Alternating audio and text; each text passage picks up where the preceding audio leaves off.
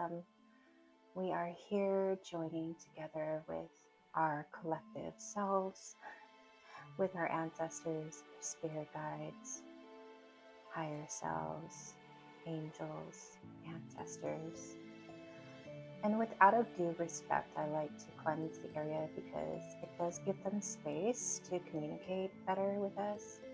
Because I feel like when there's not enough space to speak, there's not enough space to talk. It's kind of like being in a very congested room with a lot of conversations and they're all at like high volume. You can hardly hear. So that's why I like to cleanse the space. If you see a little smoke coming from this way, from the right side of your screen, don't worry. It's just us cleansing the space. All right, so we're going to jump in today's topic, and it's how to understand the masculine divine energy. How do we know that we're actually tapping into this energy? And so I'm going to pull some astrology cards here just because I feel like divine masculine has nothing to do with the earth itself. It has everything to do with what grows the earth, if that makes sense. And I'm going to take this sign card here. So we have our planet, our sign, and our house. If you don't understand how astrology works, it's okay. It's pretty easy if I explain it to you in shorter terms. So the planet is like you. You are the planet. You are the celestial body. The sign is how you dress yourself. What's your attitude when you're wearing this particular clothing? And the house is basically the part of your life that we're addressing here. And so I'm just going to take this planet card here. We have the South Node. Interesting how we are jumping in this with the masculine divine energy. I'm going to flip it to the red side because for some reason my attention's being brought to the red here.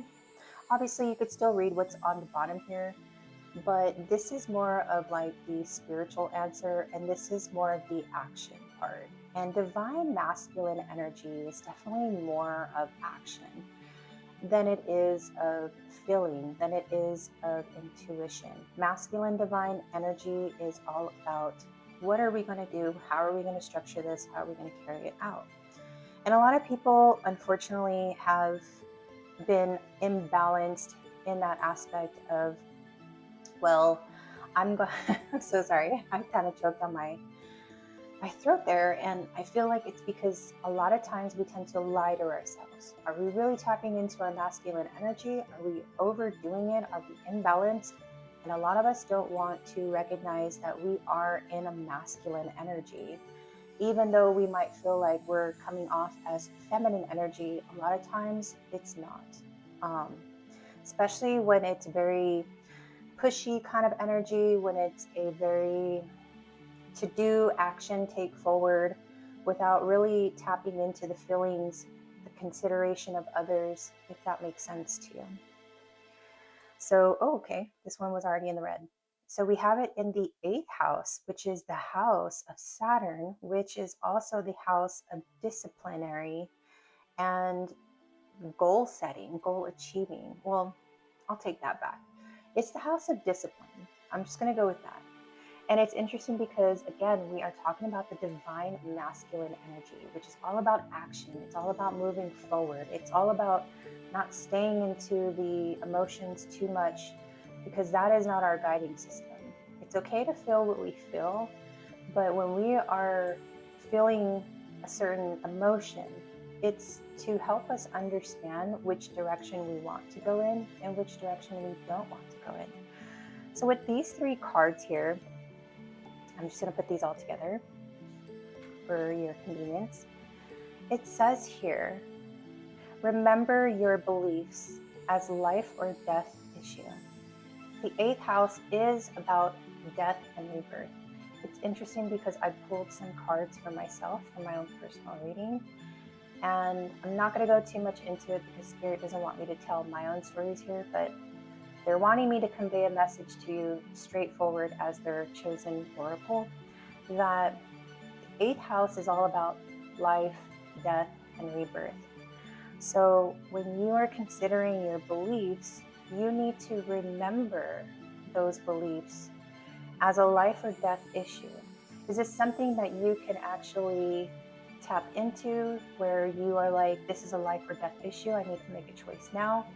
That is what the masculine energy presents to us. Remember your belief system. Now, you have to be careful because beliefs are definitely not founded upon facts necessarily. Beliefs are founded on what we are taught when we are young, or whenever we're in a situation of learning. It's like you're reading from a textbook and you're not actually going based off of experience. And I'm going to tell you right now that experience will always trump beliefs. It's going to. It's like seeing a UFO finally and having an alien come out of the UFO. Now your belief system is going to change because what you did know before, you thought you knew, was we are alone in this universe. But now that this alien ship has landed and an alien comes out of it and says, I am not from here and I have proof of that, it's going to change what you see, what you perceive. So if you are tapped into your divine masculine energy, you're going to start challenging those belief systems. Like, should I actually take action upon this as a life or death issue? Is it going to be something that it's a do or die situation, like action needs to be taken now? That is one way that you will know you are in your divine masculine energy. And so with the advice going forward, you have to reconsider the cost of getting and using power. That's also another divine masculine energy trait, is power. What is the responsibility that you're going to do with it? With great power comes great responsibility, right? We were told that in a Spider-Man movie from, Spider-Man's uncle. And so you have to understand the cost. You have to reconsider, is this thing that I'm doing, is this belief system that I'm following, is it what my masculine energy wants to keep tapping into, to keep pursuing, to keep acting upon? So the last that we have here is, now is not the time to use the most direct way and use other people's resources. So it's kind of like, take responsibility for your own actions. This is the divine masculine energy coming through. Accountability. Understand that you are not supposed to use others' resources as a crutch. You're supposed to stand on your own 2 feet. And that's the divine masculine energy. The divine masculine energy is almost like the father figure in ourselves telling us, hey, you need to actually put some action into your work. Work for your fruits. Don't allow other people to toil and work the soil that you were meant to toil and reap the harvest, if that makes sense. And so with that, with the divine masculine energy coming in, it's all about do. It is all about do. And it's interesting, we have the card of Nerura, if I'm saying that correctly. Please do not judge me if I'm saying incorrectly. But she is a goddess of creation. And it's interesting because when you are tapping into that divine masculine energy, you are essentially creating. You are creating something that is deep within you. And it's interesting, we had a conversation about creativity the other day. So check out that video if you didn't check it out already. But that video actually explicitly goes over what our spirit teams talk about when it comes to tapping into the energy of creativity. You might feel a heightened sexual energy within yourself, but is it really something that you're aroused by, that you want to partake in with another partner? No. What it is that your soul is calling you to create what it is that you were created to create. And so with that, you have to set the intention as priority, as number one, because what if only resolution you made was to love yourself more? And wow, it's so interesting because beautiful blossom, my beautiful, beautiful blossom, that is what I am here to help guide you. I'm helping myself to help you. understand how to love yourself more. When you tap into this energy of creativity, you actually are loving yourself more because you're not judging what it is that you are creating.